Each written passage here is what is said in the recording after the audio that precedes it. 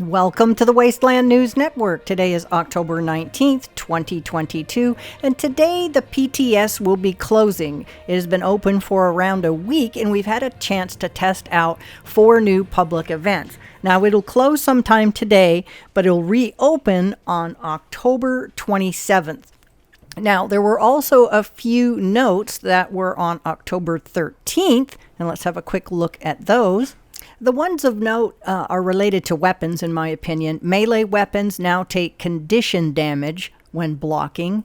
The bow bar chainsaw, now properly deals armor penetration, and the chainsaw now counts as a bladed weapon. So those are just some highlights on the PTS notes.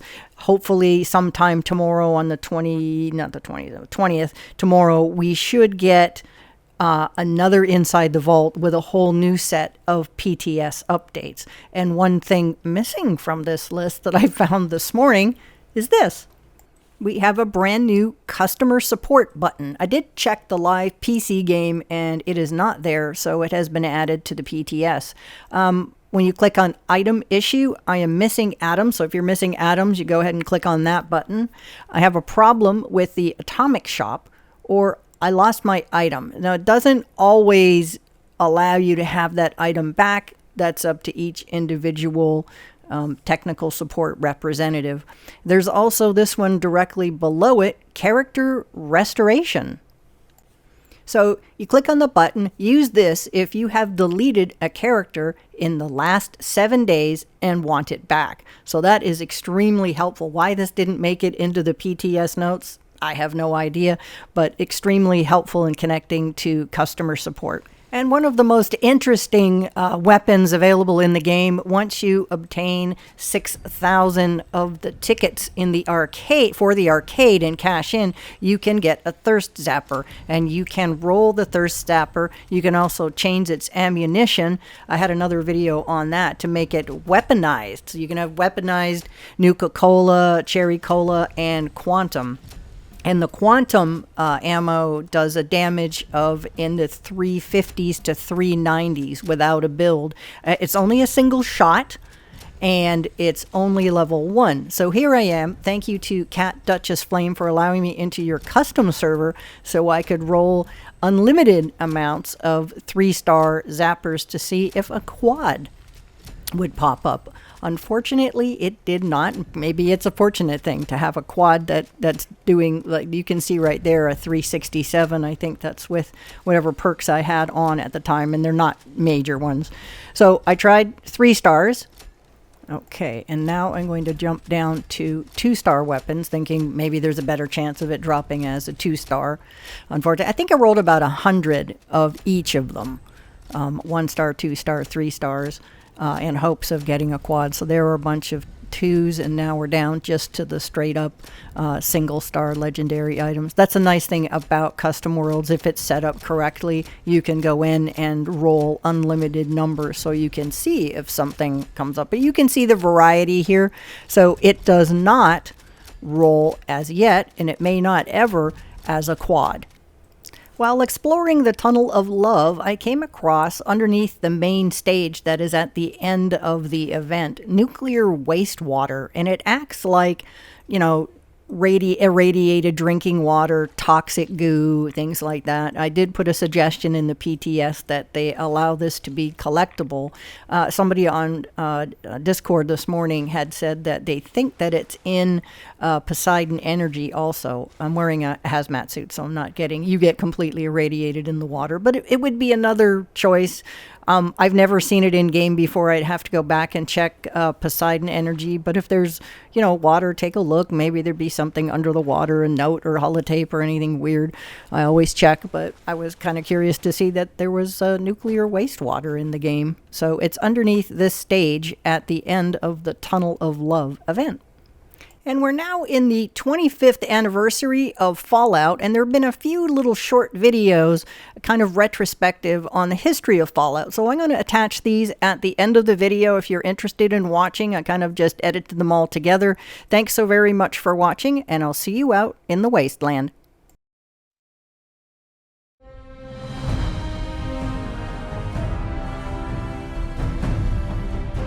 So I think whenever we're trying to come up with a new world, and Fallout being in this new world that was getting created, particularly by Tim Kaine and Jason Anderson and Leonard Boyarsky, they were really trying to figure out what the special sauce was. What was the thing that was going to make it feel like something different? We had a fantastic team. What I did was I would stay at work after hours in a conference room, and I'd order pizza, and I'd tell people if they wanted to come to the conference room after they were done with their work, we could talk about games. Tim Kaine, who was the producer / lead producer / game director at the time, he knew that he wanted to make an RPG where the player had a lot of choice in what they did.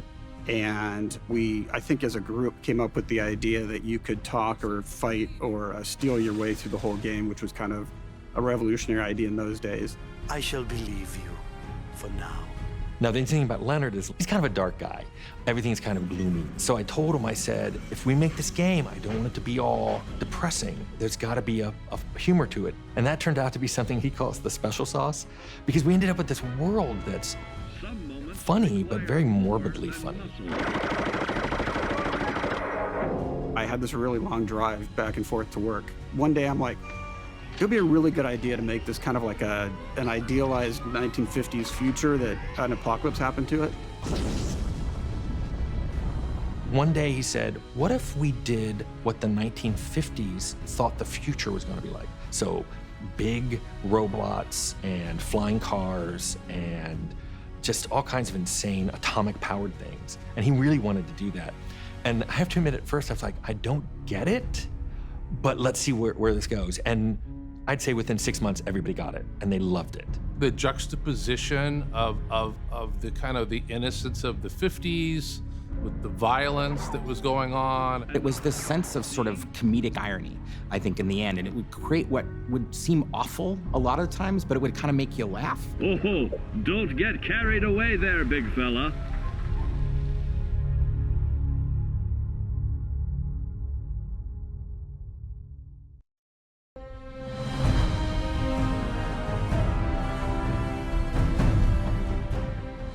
That original world always spoke to us. And so when we thought about what we'd really, really want to do next, it was, can you imagine if we got to do Fallout, No one's been doing it for a long time. Is there any possibility?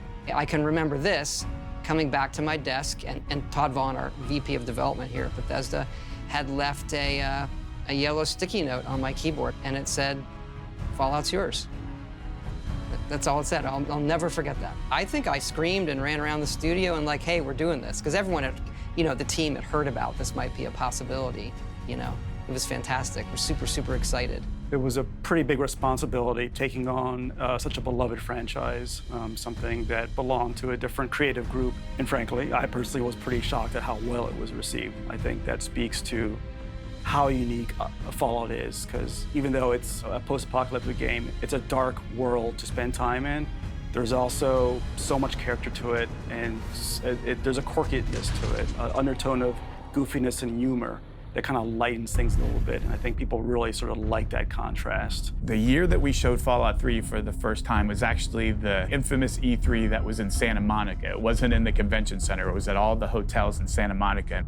And I remember Todd being really interested and wanting to talk to Tim Kaine and have Tim come out and see the game, because Tim was so influential in those first Fallout games. And we were like, we need to make sure the Fallout guy likes the Fallout that we're making. The previous games they're like of a previous generation, right? So they're isometric, they're turn-based, they're fantastic, perfect version of that for the time period that they came out. And we felt what we really like about video games is being able to put you in that environment. I kind of felt like my baby had been adopted by another family. And it wasn't so much that I didn't like the family, it's just my baby was going to be raised differently than how I would raise this baby. I remember this very vividly, sitting at a table, asking Tim Kaine what he thought of the demo. We just saw it, and the whole time, you're just crossing fingers and toes like, oh, please don't let him hate it. And I just watched entranced, because I got to watch the opening cinematic and then some gameplay, and it was Fallout in first person, and it was mesmerizing. It was immersive. It was incredible. And I was like, even when I saw the VAT system, I'm like, that is what our called shot system would be like if you converted it to a first person role-playing game. And it was great. That was a big, watershed moment in some way. And wanting to do right by Fallout meant you go back to the folks who came up with this stuff and said, hey, here's what we're doing. I especially loved when you actually got to leave the vault and the light came up and you saw the wasteland, and I was like, I'm seeing Fallout in 3D. It was an amazing experience for 2008. We were fortunate when Fallout 3 came out that it did find a very, very large audience who really gravitated toward, oh, this is scratching that itch in an all new way, because look, you know, as technology and time moves on, you know, so do we, right? The way we view things, to have it really scratch that same itch the way something did in a previous generation, you often have to present that in all new ways.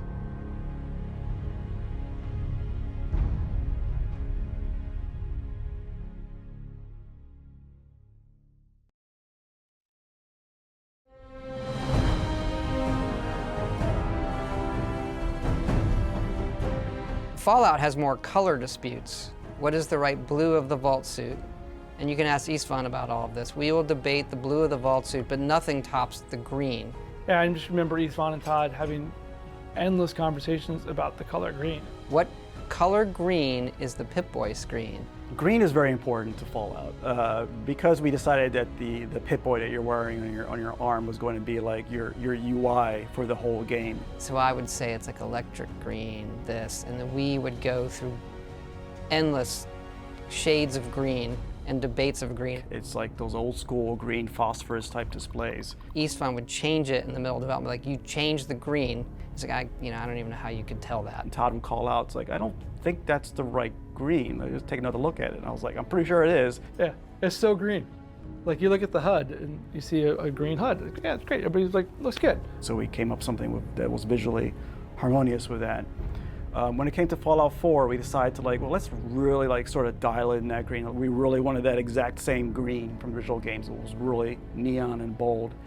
And as we're developing the game, of course, you keep tweaking numbers and can keep playing with things a little bit. The amount of times we redid the color green, I think I lost count of.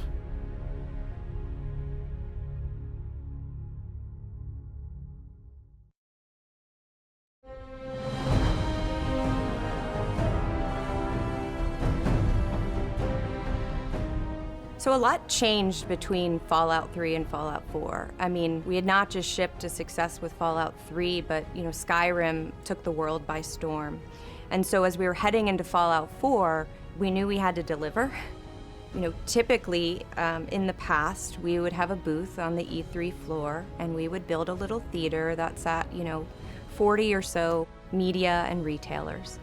And Todd would do a demo every hour on the hour, and we would fill the theater and people would exit. And they were long, long days. The first person I pitched was Todd that said, I have this idea about doing like a showcase. And I remember Pete Hines telling me, what if I had you just give one presentation? And instead of having to spend 3 days showing the same demo over and over, sign me up, one presentation. So you only have to do it one time, but you only get to do it one time. But the one's gonna be on stage, the Dolby Theater. I was like, okay, I see what you did there. You get the energy of the fans, but you also get, well, if I screw it up here, I screw it up forever. There is no cut, let's do it again. It was absolutely, absolutely terrifying. I remember sitting in the Dolby Theater and just being like, one, it's the Dolby Theater, right? Do the Oscars here, this is legit, right? And just when Todd Howard walked out on stage and announced Fallout 4, the crowd went insane. There are very few things as good as Fallout. And half of them are all dressed up in cosplay, and it was really, truly in that moment sitting in the Dolby where I realized how important Fallout 3 had actually been. When that last video played at the showcase, it was the most amazing feeling. We had done it. It's hard to describe just how tight-knit this small team of people was pulling together to do great things. It hits differently. I get a little emotional, actually, thinking about all the stuff that we did together. Yeah, no, it was an awesome time.